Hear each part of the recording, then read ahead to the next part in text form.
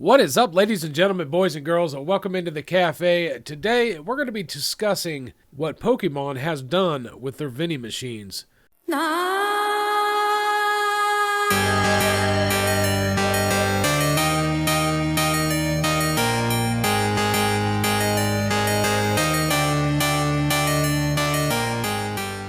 So, from my understanding, some news came out, and some people are spotting the Pokemon vending machines where they're setting limits. They're doing something kind of strange, and I'm not sure how it's going to work. So I wanted to get on here and try to get your guys' opinions and what you think is going to happen with this and how you think it's going to work. So we're going to go over here and I'll show you what we're talking about. As you can see, when we get into here, it says here, loitering is not permitted. Machine inventory will be released periodically. Products will have purchase limits. So basically what I am taking from that is the machine's randomly going to turn on with product. I mean, the screen will be lit up, but it's going to release product at random. So whoever's there at that time when it launches certain products, that person's able to buy it at a limited amount, which is cool, but I don't know how it's going to work. Is the product going to stay up and ready to go until somebody purchases like their limit of it? And then it's going to take that product away. It won't pop back up for hours or days or however that they're going to do it. I like where they're going with it. I do like where they're going with it. I just don't understand it. And then the loitering is not permitted. What a lot of people are saying in the comments is that is giving the store itself the right to call the police if, like, you have the squatters and things that are sitting around the machines. This has gotten so bad that I've heard that people are sitting for days, like from the time that the store opens until it closes, waiting for these vendors to come and stock these machines so they can clear them out.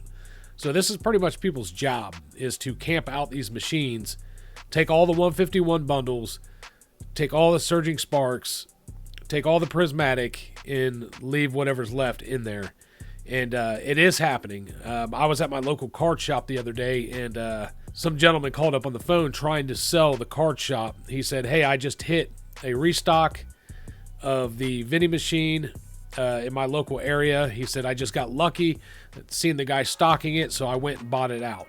He's definitely lying. He was probably sitting there waiting for it to get restocked. He bought it all out because he knew what to buy. I mean, he was trying to sell the 151, the prismatic, and people just don't get lucky that way. You know, if he wasn't he was trying to say he wasn't a collector or a reseller or anything. He just heard that there was a boom and he bought the product out of it. If that was the case, he wouldn't know what to buy. He wouldn't be buying the 151. He wouldn't be buying the surging sparks. He may buy the prismatic just because a lot of people has seen the prismatic coming up on the internet and watching people fight over it. And I guess, yeah, maybe the 151 as well. But the surging sparks and things like that, you know, you'd have to kind of research that a little bit to find that out. But so I'm wondering how this is going to be enforced and how it's going to work. Let me know down in the comments how you think Pokemon is going to enforce this.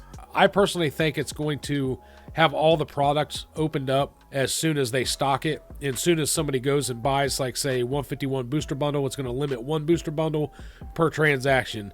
And then it's going to take that booster bundle away and put it back out like a couple hours or a couple days later or a day later or something like that.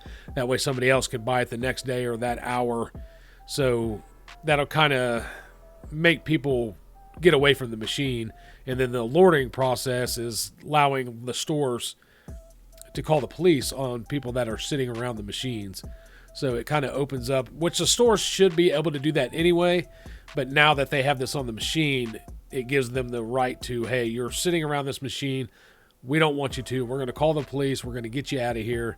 And hopefully this works. Hopefully some of these scalpers don't listen and they try to sit around the machines and they end up getting banned from the location or kicked out of the location and have to move on to somewhere else. But I'm not 100% sure how I think it's going to work, but let me know down in the comments. And that seems to be what a lot of people are saying in the comments over here. Like, I wonder how this is going to be enforced. People read, it won't until something drastic happens. How will what be enforced? Question mark. Employees who see people chilling around the machine for hours will probably be told off if the employee even cares. The machine itself will be stocked but randomly release availability for purchase.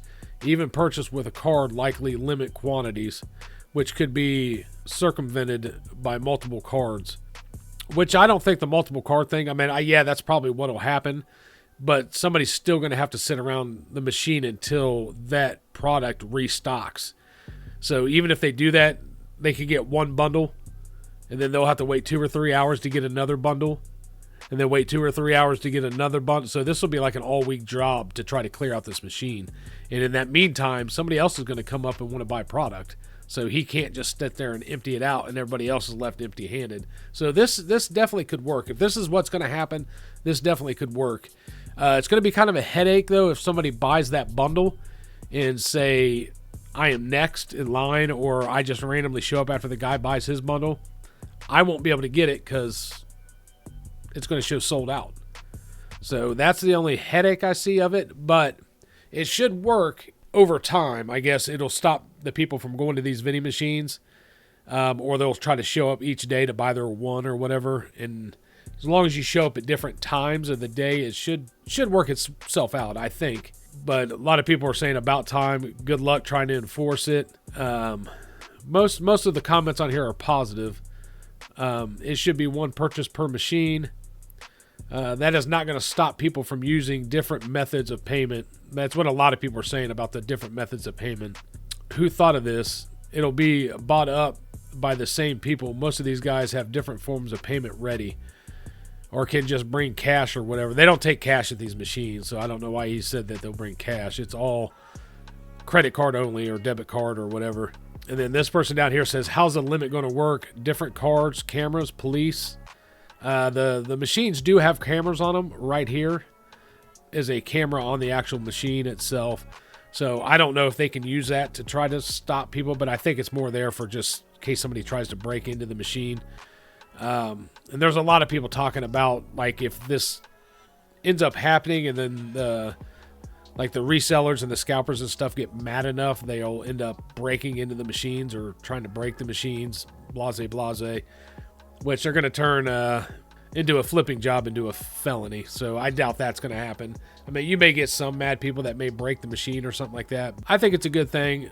I just don't know 100% how it's going to work yet. I have one very close to my house now, so I will be checking on this myself and trying to see if I can get product.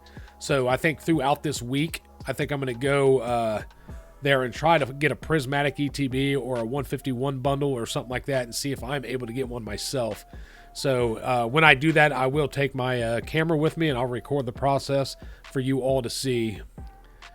With that being said, guys, that is it. I just wanted to get your opinion on that, go over that with you, and see what you guys think. I think it's going to be a good thing. Let me know if you think it's going to be a good thing, or do you think Pokemon's just wasting their time and people are going to find ways around clearing out these machines still. Well, I appreciate you guys for hanging out with me today. Hopefully this information helps you out, and hopefully you're able to get some product out of these machines now of yourselves if you have any machines near you.